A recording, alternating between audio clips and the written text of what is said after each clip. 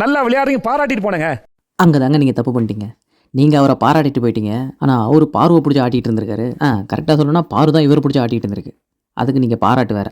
ஐயோ, டபுள் மீனிங்லாம் இல்லைங்க. பாரு இவரை பிடிச்சி ஆட்டி வச்சிட்டு இருக்குன்னு சொல்ல வரேன், வேற ஒன்றும் இல்லை. உங்களுக்கு ஏதாவது கருத்து இருக்கா 2 பேருக்கும்? இவங்க கருத்து இருந்து அதை நம்ம கேட்டு என்னதான் ஆக போகுது? கருத்து இருந்தால் நமக்கு என்ன, இல்லைனா என்ன? வயிறு ஏதாவது பெருத்து இருக்கான்னு பாருங்கள். ஏன்னா பல வாரங்களாக ஓடிட்டு இருக்கு இவங்க மேட்ரு. அதனால் கொஞ்சம் நல்லா செக் பண்ணணும் டாக்டர்.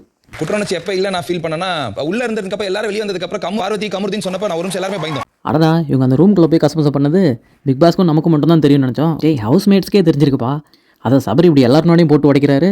அதுவும் பிக் பாஸும் அதை டெலிகாஸ்டும் பண்ணிட்டாங்க. அப்பயும் 2 பேர் லேட்டாக வந்தது ரொம்ப ஷாக்கிங்காக இருந்தது அந்த இடத்துல. ஆஹா, இவனுக்கு உண்மை தெரிஞ்சு போச்சு. ஒரு பாயாசத்தை போட்டுற வேண்டியதான், அதுவும் பாயசனை வச்சு. நீங்களும் எவ்வளோ விஷத்தை தான் கக்கிட்டு இருப்பீங்க பாரு. போதும் விடுங்க, இதுக்கப்புறமாவது கொஞ்சம் தனியாக கேம் விளையாடுங்க. 2 பேருமே நல்ல பிளேயர்ஸ் தான். இன்னும் ஃபேமிலி டாஸ்க்லாம் வரும், அதில் எல்லாரோட அப்பா அம்மாவும் வருவாங்க. அவங்களாம் வந்து போனதுக்கப்புறம் உங்கள் அப்பா அம்மா விளையாட்ட வெளியே போய் கண்டினியூ பண்ணுங்க. பிக் பாஸ் வந்து மைக்கை கழட்டி போட்டு வீட்டுக்குள்ள இறங்கிடுவாருன்னு பயந்துட்டு இருந்தேன் இந்த வாரத்தை. எதுக்கு?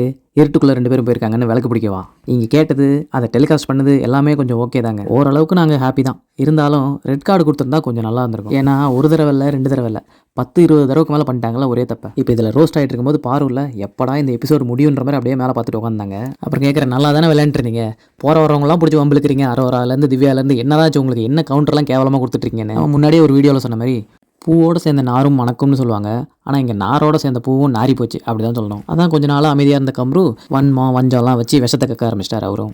இதில் பூ யார், நார் யார், கமெண்ட்டில் சொல்லுங்கள் பார்ப்போம் தெரிஞ்சா. இதுக்கப்புறம் பாரு சொன்னாங்க பாருங்க, எங்க எல்லாருக்கும் தெரிகிற மாதிரி கேமரா முன்னாடி வேலை செய்கிறோம். அப்படிலாம் இல்லை சார், நாங்கள் பார்த்து வேலை பார்த்தோம், எல்லாம் நல்லா தான் பார்த்தோம், குற்ற உணர்ச்சிலாம் கரெக்டாக இருந்தது. பாரு, கேமரா பாத்ரூமில் மட்டும் தான் இல்லை, மீது எல்லா இடத்துலையும் இருக்குது. நீங்கள் க்ளீனிங் வேலை செஞ்சிருந்தா இந்த மாதிரி பேசிக்கவே தேவையில்லை. நீங்கள் செஞ்சதெல்லாம் கிளுகிளுப்பான வேலை. கேமராவில் தெரியாமல் நீங்கள் எங்கே போய்மா வேலை பார்க்க போகிறீங்க? சார், பிக் பாஸ் அந்த படத்தை உங்களுக்கு போட்டு காட்டலையா?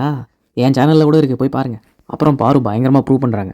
ஒரு 40-50 பாத்திரம் அப்போ பார்த்தாலும் வந்து விழுந்துகிட்டே இருக்கும் சார், நாங்கள் கழுவிட்டே இருந்தோம். அதுக்கு நம்ம ராமையா ஏஞ்சி, பாத்திரம்லாம் அவ்வளோலாம் இல்லை சார், வீட்லேயே மொத்தம் 20-25 பாத்திரம் தான் இருக்குது, 40-50 எங்கேருந்து வரும் சார்ன்ட்டாங்க.